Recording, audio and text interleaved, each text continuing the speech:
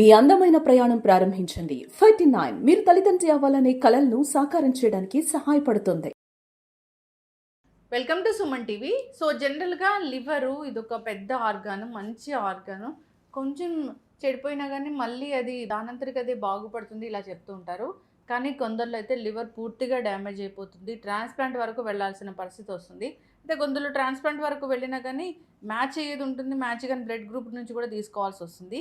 ఇప్పుడు వచ్చిన advance treatment ఏంటి, లివర్ ఎందుకు చెడిపోతుంది, చెడిపోయే ముందు ఎలాంటి లక్షణాలు కనిపిస్తాయి, ట్రాన్స్ప్లాంట్లో వచ్చిన అడ్వాన్స్ ట్రీట్మెంట్స్ ఏంటి, వివరాలు తెలుసుకుందాం.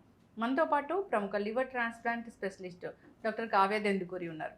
డాక్టర్ గారు నమస్తే అండి. నమస్తే అండి. డాక్టర్ గారు, జనరల్గానే లివర్ చాలా మంచి ఆర్గన్ అని చెప్తూ ఉంటారు. అయితే అవునండి. కొంచెం డ్యామేజ్ అయినా మళ్ళీ దానంతరికి అదే రిపేర్ చేసుకుంటుంది అని. అంటే అట్లా రిపేర్ చేసుకునే అసలు మెకానిజాన్ని ఏమంటారు, ఎట్లా రిపేర్ చేసుకుంటుంది అసలు అది? అవునండి. యాక్చువల్లీ మీరు చెప్పినట్టు చాలా మంచి ఆర్గన్. అది మంచి ఎందుకు అంటే మనం ఎంత చెడు చేసినా దానంతట అదే రీజనరేట్ అవుతుంది. అంటే లివర్ సెల్ డెత్ అయినా కూడా దేన్నైతే చెడు చేసామో అది ఆపేస్తే మళ్ళీ లివర్ సెల్ డెత్ అయి మళ్ళీ లివర్ రీగ్రో అవుతుంది అనమాట. దాన్ని రీజనరేటింగ్ కెపాసిటీ ఉంటుంది. మన బాడీలో లివర్కి మాత్రమే, ఆర్గన్స్లో స్కిన్ తర్వాత లివర్కి మాత్రమే ఆ కెపాసిటీ ఉంది. సో అలా ఉన్నప్పుడు దేనివల్ల అయితే లివర్కి డ్యామేజ్ అయిందో ఆ డ్యామేజింగ్ ఎఫెక్ట్ని మనం తీసేస్తే లివర్ మళ్ళీ రీగ్రో అవుతుంది. ఓకే. కానీ లివర్ ఎందుకో పూర్తిగా చెడిపోయేంత వరకు ఏం లక్షణాలు కనపడమంటారు? అవునండి. Liver is like mother. So చాలా ఓర్పు, సహనం అనేది చాలా ఉంటుందన్నమాట. సో అందుకే 80% లివర్ డ్యామేజ్ అయినా కూడా సాడ్ థింగ్ ఏంటంటే సిమ్టమ్స్ ఉండవు. సో అలా అని మనం మదర్ని వదిలేసినట్టు లివర్ని వదిలేయకూడదు.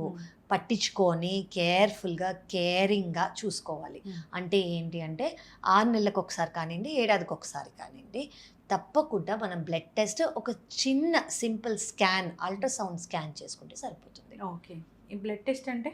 సో మనకి జనరలీ మన కంప్లీట్ బ్లడ్ పిక్చర్, హీమోగ్రామ్ అంటాం, అది లివర్ ఫంక్షన్ టెస్ట్. ఇది కూడా ఈ 2 simple blood test plus ultrasound.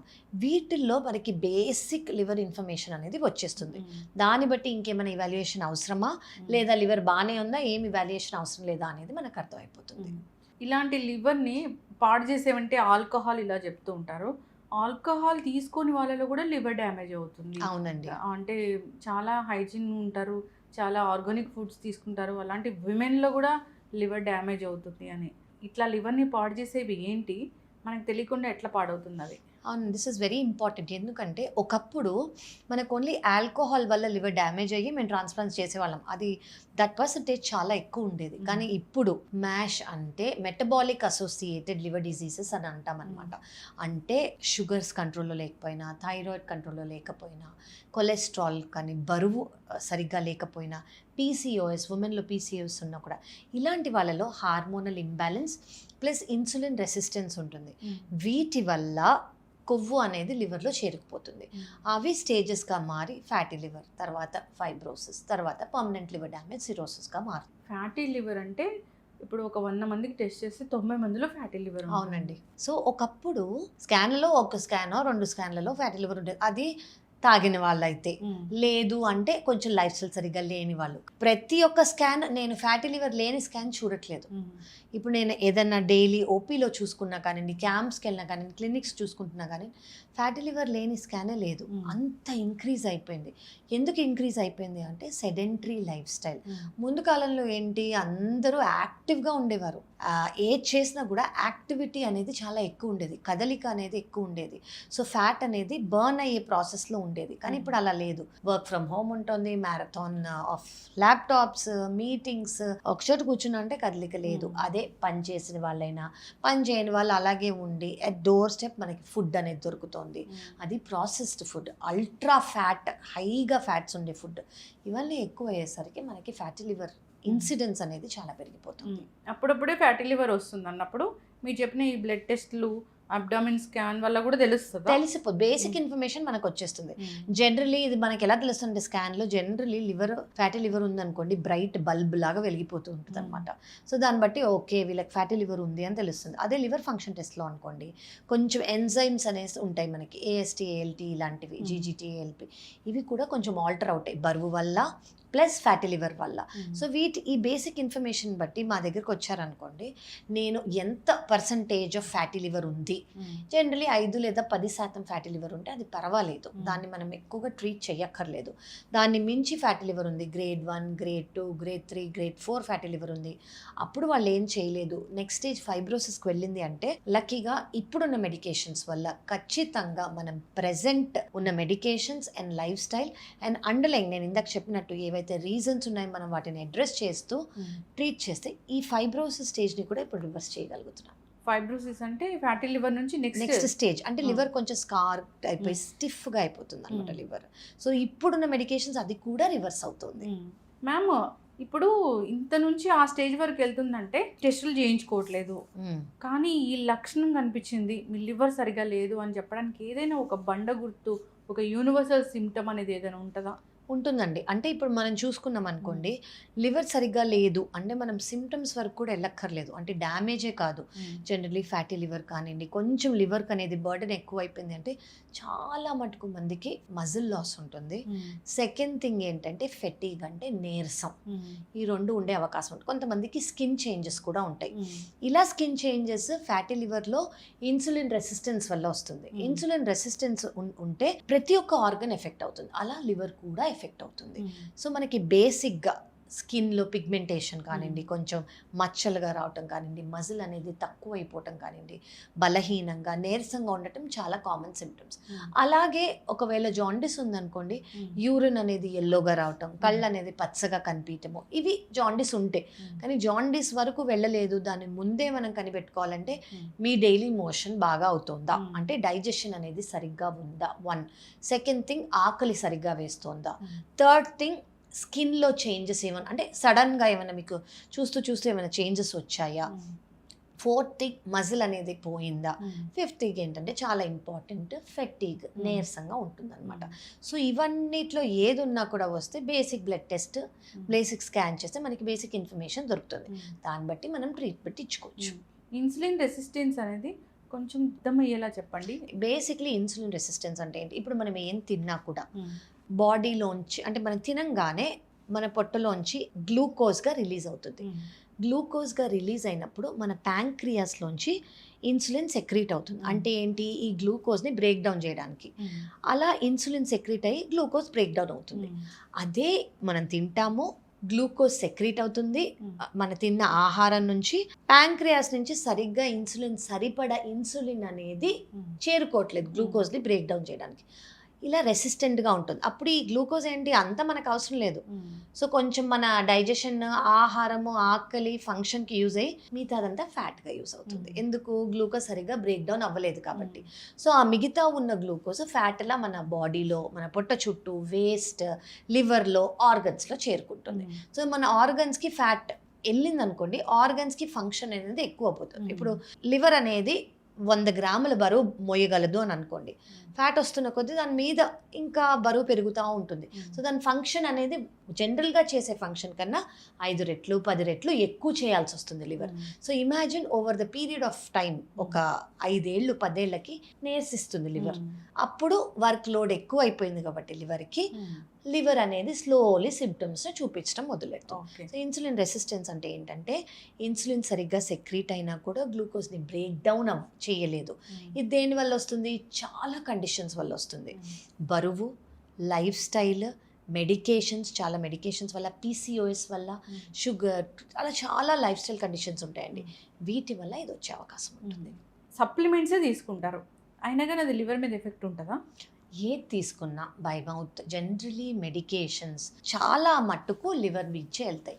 So అవి మనకు అవసరం లేని వేసుకున్నాము, లేదా కొంతమందికి పడని వేసుకున్నాము, లేదా ఎక్కువ డోసేజ్లో వేసుకున్నాము, చాలా రోజులుగా వేసుకుంటున్నాము అంటే లివర్ మీద ఇంపాక్ట్ ఉంటుంది. ఇప్పుడు ఫ్యాటీ లివర్ వచ్చింది, ఈ కారణాల వల్ల కూడా ఫ్యాటీ లివర్ వస్తుంది.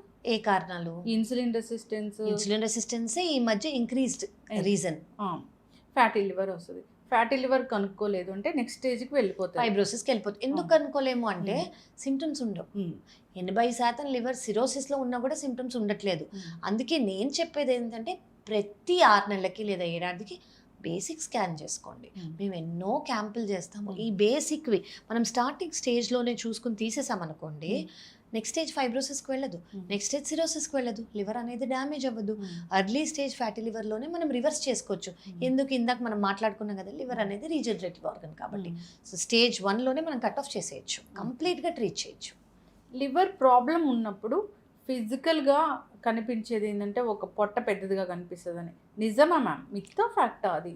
లివర్ ప్రాబ్లం ఉంటే పొట్ట పెరిగింది అంటే 2 థింగ్స్. ఒకటి పొట్ట పెరిగిందంటే మగవాళ్ళకి అనుకోండి, అది ఫ్యాట్ కాకపోతే జనరలీ 5 Fs అని ఉంటాయి. పొట్ట పెరిగితే ఈ 5 Fs ఏంటి? ఫీటస్ అంటే ప్రెగ్నెంట్ అయినా కూడా పొట్ట పెరుగుతుంది. 2 ఫ్లూయిడ్ అంటే నీరు చేరుకుంటే పొట్ట పెరుగుతుంది. నీరు చేరుకోవటం అంటే లివర్ ప్రాబ్లం ఉంటే నీరు చేరుకోవచ్చు. 3 ఫ్యాట్ అంటే కొవ్వు ఎక్కువ ఉన్నా కూడా పొట్ట చేరుకుంటుంది. ఈ 3 Fs వీటిలో ఏ రీజన్ అయినా కూడా పొట్ట పెరుగుతుంది. సో లివర్ ప్రాబ్లం ఉన్న వాళ్ళు, అదే అధిక బరువు ఉన్నందుకు లేదా ఇన్సులిన్ రెసిస్టెన్స్ అయ్యి కొవ్వు అనేది చేరుకుంది అంటే ఎస్, అండర్లైన్ లివర్లో ప్రాబ్లం ఉన్నట్టే. డాక్టర్ గారు మీరు చెప్పినట్లుగానే ఇంకొకటి నీరు చేరడం అనేది, లివర్ పాడైంది, వాళ్ళకి జాండీస్ వస్తుంది. చాలా మందిలో చాలా పేషెంట్స్, నేను మీకోసం కూడా చాలా మంది కాల్ చేస్తూ ఉంటారు, అది నీరు చేరిపోయింది, నీరు తీయించుకోవాలి అని. కరెక్ట్. అంత కండిషన్ ఎప్పుడు వస్తుంది అసలు? లివర్ అనేది సిరోసిస్ స్టేజ్లోకి వెళ్ళింది అంటే పర్మనెంట్ లివర్ డ్యామేజ్ అయిపోయింది. అలా లివర్ డ్యామేజ్ అయిన లివర్ ఫెయిల్యూర్లోకి వెళ్ళింది. అంటే లివర్ జనరల్లీ ఏం చేస్తుందంటే, లివర్ డ్యామేజ్ అయిపోయినప్పుడు కిడ్నీ మీద కొంచెం బరువు పడుతుంది. అంటే ఏంటంటే జనరలీ మన బాడీలో ఉన్న ఫ్లూయిడ్ అంతా యూరిన్ ద్వారా కిడ్నీ బయటికి పంపిస్తుంది.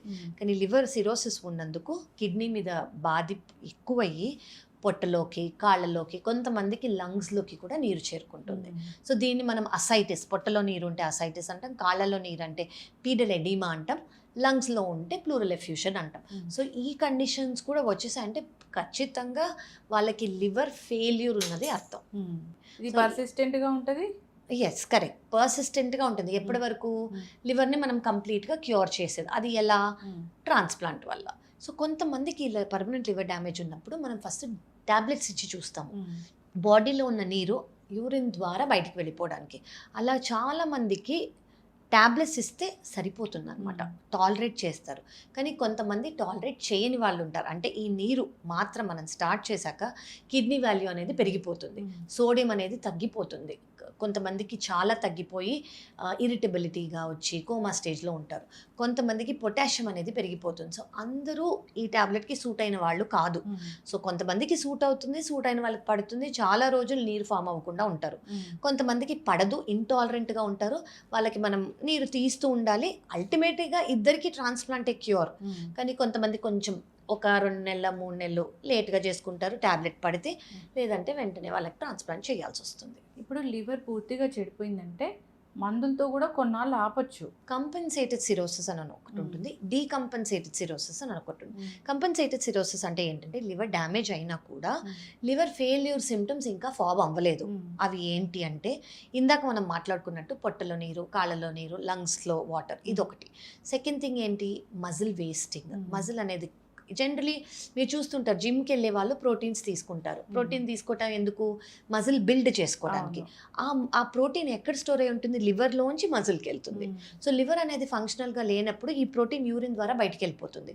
ప్రోటీన్ మజిల్స్కి వెళ్ళదు, వెళ్ళినప్పుడు మజిల్ లాస్ అవుతుంది. థర్డ్ థింగ్ ఏంటి? లివర్ సిరోసిస్ అంటే లివర్ డ్యామేజ్. లివర్ డ్యామేజ్ అంటే ఇంత ఉండాల్సిన లివర్ ఇంత అవుతుంది, లివర్ చిన్నది అయిపోతుంది, లివర్ ష్రింక్ అయిపోతుంది. సో లివర్లో ప్రెషర్ ఎక్కువ అవుతుంది. లివర్లో ప్రెషర్ ఎక్కువైనందుకు చాలా చోట్ల ప్రెషర్ ఎక్కువ అవుతుంది. ఆ ప్రెషర్ లివర్ తట్టుకోలేక బాడీలో వేరే పార్ట్స్కి డైవర్ట్ చేస్తుంది. మోస్ట్ కామన్ మన ఫుడ్ పైప్. ఈ ఫుడ్ పైప్లో బ్లడ్ వెజల్లో స్వెల్లింగ్ ఉంటే వాళ్ళకి రక్తవాంతి లేదా బ్లాక్ కలర్ మోషన్ వచ్చే అవకాశం ఉంటుంది. ఇది ఇంకో ఫెయిల్యూర్ సిమ్టమ్.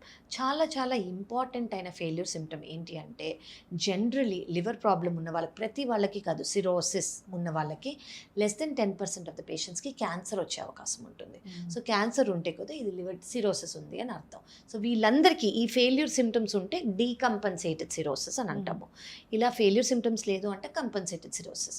ఇలా కాంపెన్సేటెడ్ సిరోసిస్ ఉన్న వాళ్ళకి మనం మాత్రలు ఇచ్చి నెలకి 3 నెలలకు ఒకసారి చెకప్కి రమ్మని, 6 నెలలకు ఒకసారి సిటీ స్కాన్, ఏడాదికి ఒకసారి ఎండోస్కోపీ, వాళ్ళ ఎండోస్కోపీ స్టేటస్ని బట్టి. చాలా పెద్దగా ఉన్నాయనుకోండి వ్యారిసెస్, రబ్బర్ బ్యాండ్ వేసామనుకోండి blood vomiting, black colour motion రాకుండా, ఇంకా ఫ్రీక్వెంట్గా ఎండోస్కోపీ చేసుకుంటూ ఉండాలి. అండ్ అదే ఫెయిల్యూర్లో ఉన్నారనుకోండి, మనం వెంటనే వాళ్ళకి లివర్ మార్చే, లివర్ ట్రాన్స్ప్లాంట్ ట్రాన్స్ప్లాంట్ వల్ల కంప్లీట్ క్యూర్ అయ్యి Hmm. వాళ్ళకి కొత్త లైఫ్ వస్తుంది. సో ఆ ఆప్షన్ వాళ్ళకి ఇవ్వాలి. ఇప్పుడు ఎవరికైనా బ్లడ్లో మోషన్ కనిపిస్తుంది లేదా బ్లడ్ వామిటింగ్స్ అవుతున్నాయంటే కూడా ఇది లివర్ పూర్తిగా ఫెయిల్ అంటే చాలా రీజన్స్ ఉంటాయండి. బ్లడ్ వామిటింగ్ రావడానికి బ్లాక్ కలర్ మోషన్, ఇంపార్టెంట్గా లివర్లో ప్రాబ్లం ఉన్నట్టు నేను మీకు చెప్పినట్టు ప్రెషర్ ఎక్కువై ఇది రావచ్చు. ఇంకోటి ఏంటి, పొట్టలో అల్సర్స్ ఉన్నా కూడా రావచ్చు. ఇంకోటి ఏంటి, కిడ్నీ ప్రాబ్లం వల్ల కూడా రావచ్చు. కానీ మోస్ట్ కామన్ లివర్ ప్రాబ్లం ఉంటే వస్తుంది. అండ్ పొట్టలో అల్సర్స్ ఉన్నా, అలా మనకి చాలా గ్యాస్ట్రోంటరాలజికల్ రీజన్స్ ఉంటాయి. ఐబీడీ అనేది ఉందనుకోండి, మోషన్లో ఫ్రెష్ బ్లడ్ వస్తుంది, బ్లాక్ కలర్ మోషన్ రాదు. సో బ్లాక్ కలర్ మోషన్ వస్తే ఒక రీజన్, ఫ్రెష్గా బ్లడ్ వస్తే పైల్స్ అయి ఉండొచ్చు, ఫిషర్ అయి ఉండొచ్చు, లేదా వేరే డైజెస్టివ్ ట్రాక్లో ఎక్కడైనా ఇన్ఫెక్షన్ కానివ్వండి, ఇన్ఫ్లమేషన్ కానివ్వండి ఉండే అవకాశం ఉంటుంది. సో ఇలా ఉంటే బ్లాక్ కలర్ స్టూల్స్ వస్తే లివర్లో ప్రాబ్లం, ఫ్రెష్ బ్లడ్ వస్తే వేరే రీజన్స్. ఓకే, అప్పుడు లివర్ సైజ్ కూడా చాలా చిన్నది అయిపోతుంది, ష్రింక్ అయిపోతుంది లివర్. ష్రింక్ అయిపోయిందా అంటే ఫెయిల్ అయిపోయింది అంటే జనరలీ ఇంత ఉండాల్సిన లివర్ సెల్స్ ఒక్కొక్కటి ఇలా చనిపోతూ వచ్చి ఇంతే అవుతుంది. అంటే అంతే లివర్ ఇంకా లేదనమాట, పని చేయట్లేదు అనమాట, లివర్ సెల్ డెత్ అయిపోతుంది. సో దానివల్ల లివర్ చిన్నది అయిపోతుంది. మీరు లివర్ ట్రాన్స్ప్లాంట్ స్పెషలిస్ట్ అంటే ఇలాంటి కండిషన్ అంతా వచ్చింది, లివర్ ట్రాన్స్ప్లాంట్ చేయాలి అన్నప్పుడు అసలు ఎవరి దగ్గర నుంచి తీసుకుంటారు లివర్? సో బేసిక్లీ లివర్ ఇలా ప్రాబ్లం వచ్చింది అనుకోండి, మనము ఇండియాలో మనకి 2 ఆప్షన్స్ ఉంటాయి. బేసిక్లీ ఫ్యామిలీ మాత్రమే డొనేట్ చేయగలదు, ఫ్యామిలీ డోనర్ అయ్యే ఉండాలి. ఎందుకంటే ఇది గవర్నమెంట్ ప్రోటోకాల్ అనమాట. సో బేసిక్లీ ఒక బ్లడ్ గ్రూప్ ఉన్న వాళ్ళు వాళ్ళ ఫ్యామిలీలో సేమ్ బ్లడ్ గ్రూప్ ఉన్న వాళ్ళే ఇవ్వగలరు. మ్యాన్కి అయింది, వాళ్ళ వైఫ్ ఉన్నారనుకోండి వైఫ్ ఇవ్వచ్చు, పిల్లలు ఉన్నారనుకోండి 18 ఏళ్ల కన్నా ఎక్కువ అంటే వాళ్ళు ఇవ్వచ్చు, మదర్ ఫాదర్ ఉన్నారనుకోండి 52 ఏళ్ల కన్నా తక్కువ అయితే వాళ్ళు ఇవ్వచ్చు. ఇది బ్లడ్ గ్రూప్ అనేది మ్యాచ్ అవ్వాలి. వీళ్ళలో ఎవరు లేరు అంటే నెక్స్ట్కి వెళ్తాం. అంటే వైఫ్ వాళ్ళ ఎక్స్టెండెడ్ ఫ్యామిలీ, అదే బ్రదరు వాళ్ళు, వీళ్ళ సిస్టర్ ఎవరన్నా ఉన్నారనుకోండి సిస్టర్, అట్లా. సో ఇది ఫస్ట్ డిగ్రీ, సెకండ్ డిగ్రీ అలా ఉంటుందన్నమాట. సో బ్లడ్ గ్రూప్ మ్యాచ్ అయిన వాళ్ళు ఇచ్చి 18 ఏళ్ల కన్నా ఎక్కువ, 52 ఏళ్ల కన్నా తక్కువ అయి ఉండాలి. 52 అని కూడా ఎందుకు అంటామంటే వాళ్ళకే ఫ్యాటీ లివర్ ఉండే అవకాశం ఉంది. అయినా కూడా ఈ రోజులలో ఉన్న మెడికేషన్స్, లైఫ్ స్టైల్ చేంజెస్ చేసుకొని వాళ్ళకి ఏమైనా ఇబ్బంది ఉన్నా కూడా మనం అది తగ్గించుకొని తీసుకుంటున్నాము. బ్లడ్ గ్రూప్ మ్యాచ్ అయింది, లివర్ ట్రాన్స్ప్లాంట్ చేశారు అన్నప్పుడు లివర్ ఇచ్చిన వాళ్ళు తీసుకున్న వాళ్ళు బోత్ అందరూ నార్మల్గానే ఉంటారా? ఎస్ అండి, ఖచ్చితంగా. సో బేసిక్లీ ఇది ఒక ఎక్స్పీరియన్స్ సెంటర్లో జరిగింది, సేఫ్ సెంటర్లో జరిగింది, సక్సెస్ రేట్ ఉన్న సెంటర్లో జరిగింది అని అనుకోండి. సో జనరలీ డోనర్కి, పేషెంట్కి, డోనర్కి ఇవాల్యుయేషన్ అవుతుంది. ఇవాల్యుయేషన్ అంటే ఏంటి, ఇది మేజర్ సర్జరీ అయ్యే ముందు హార్ట్, లంగ్స్, అనెస్థీషియా అందరూ చూసి ఓకే వీళ్ళకి సర్జరీ అయితే ఏ ఇబ్బంది ఉండదు అని ఫస్ట్ మనం చూసుకుంటాము. ప్లస్ డోనర్ అంటే ఎక్స్ట్రీమ్లీ నార్మల్ పర్సన్, వాళ్ళకి ఏ అనటమికల్ డిఫరెన్స్ ఉన్నా కూడా మేమే వద్దంటాం. 1% రిస్క్ ఉన్నా కూడా మేమే వద్దంటాము. ఓకే, అది ఫస్ట్ థింగ్. సెకండ్ థింగ్ ఏంటంటే ఇచ్చేవారు డోనర్ నార్మల్ మనిషి. సో వాళ్ళకి మనం అనాటమీ చెక్ చేసుకొని, వాళ్ళ బేసిక్ బ్లడ్ టెస్ట్ చెక్ చేసుకొని, వాళ్ళ ఇమేజింగ్లో వాళ్ళ లివర్ అదంతా ఎలా ఉందని చెక్ చేసుకొని మనకు ఓకే అనుకుంటే తీసుకున్నాం అనుకోండి, 30% నుంచి 70% లోపల మనం ఎంతో అంత తీసుకుంటాము. సో వాళ్ళకి తీసి పేషెంట్కి ఉన్న పాత లివర్ తీసేసి వీళ్ళలో ఇంత 30 to 70% లోపల పెడతాము. With in 2 weeks to 4 weeks అంటే 2 వారాల నుంచి 4 వారాల లోపల డోనర్కి 100% గ్రో అయిపోతుంది, పేషెంట్కి 100% గ్రో అయిపోతుంది. ఎందుకు, రీజనరేటివ్ ఆర్గన్ కాబట్టి. డోనర్ ఎవరైతే ముందుకు వస్తారో డొనేట్ చేయడానికి వాళ్ళకి లైఫ్ రిస్క్ ఉండదు, వాళ్ళకి లిమిటేషన్స్ ఇది చేయకూడదు అది చేయకూడదు అని ఉండదు, రెస్ట్రిక్షన్స్ లేవు, ఇది తినకూడదు అది తినకూడదు అని లేదు, మాత్రలు ఏమి ఉండవు. పేషెంట్కి ఫస్ట్ 3 months చాలా మెడికేషన్స్ ఉంటాయి ఇన్ఫెక్షన్ రాకుండా, అండ్ లైఫ్ లాంగ్ ఒక టాబ్లెట్ లివర్ యాక్సెప్ట్ అయ్యి ఉండడానికి. ఓకే, అంటే ఫ్యామిలీ మెంబర్స్ అంటే బ్లడ్ గ్రూప్ మ్యాచ్ అవ్వాలని రూల్ ఏం లేదు కదా? అవునండి, మ్యాచ్ అవ్వలేదు అన్నప్పుడు సో బేసిక్లీ అందరూ ఇది చేయలేరు. జనరలీ అందరూ బ్లడ్ గ్రూప్ కంపాటబుల్ లివర్ ట్రాన్స్ప్లాంటే చేస్తారు. కానీ మా దగ్గర ఎక్స్పీరియన్స్ సెంటర్స్లో జనరలీ ఏం చేస్తామంటే బ్లడ్ గ్రూప్ ఒకవేళ మ్యాచ్ అవ్వలేదనుకోండి, సో వాళ్ళ ఆపోజిట్ బ్లడ్ గ్రూప్ ఉన్నా కూడా, సేమ్ బ్లడ్ గ్రూప్ లేకపోయినా కూడా మనం లివర్ ట్రాన్స్ప్లాంట్ చేస్తాం. ఇందులో మనం ఒకటి తెలుసుకోవాల్సింది ఏంటంటే రొటీన్ ట్రాన్స్ప్లాంట్ కన్నా ఇందులో రిస్క్ అనేది కొంచెం ఎక్కువ. కానీ ఇది ఎక్స్పీరియన్స్ సెంటర్స్లో చేస్తే ఆ రిస్క్ని మనం ఎలా మేనేజ్ చేస్తామో అవి రాకుండా ఎలా చూస్తాం అనేవి తెలుస్తుంది. బ్లడ్ గ్రూప్ మ్యాచ్ అవ్వకపోతే బ్లడ్ ఇవ్వకూడదు అని చెప్తారు కదా. అవునండి. సో అవన్నీ ఎమర్జెన్సీ సిచ్యువేషన్స్లో చేయాల్సింది ఇవి. సో బ్లడ్ అనేది వేరు, ఇది మనం కంప్లీట్ ఆర్గన్. ఈ ఆర్గన్ ఇప్పుడు మన చిన్న మస్కిటో వస్తేనే, మలేరియా వస్తేనే మన బాడీ బయటికి పంపించేస్తుంది. You can't enter my body. అందుకే మనకు జ్వరాలు వస్తాయి. ఇప్పుడు జ్వరాలు అంతా ఎందుకు వస్తుంది? బాడీ ఫైట్ చేస్తుంది కాబట్టి. It's a good mechanism. కానీ మనం ఇమాజిన్ ఒక కొత్త ఆర్గన్ని పెడుతున్నాం, వాళ్ళకి కాని ఆర్గన్ అక్కడ పెడుతున్నాం. Body will say it is not me. అది కూడా ఆపోజిట్ బ్లడ్ గ్రూప్ పెడుతున్నాం. అస్సలు యాంటీబాడీస్ అనేది ఫైటింగ్ మెకానిజం స్టార్ట్ అవుతుంది. సో మనం చేసే ఇంజెక్షన్ అండ్ లివర్ డయాలసిస్ వల్ల కామ్ డౌన్ చేసి ఆ లివర్ని యాక్సెప్ట్ చేసేలా చేస్తాం.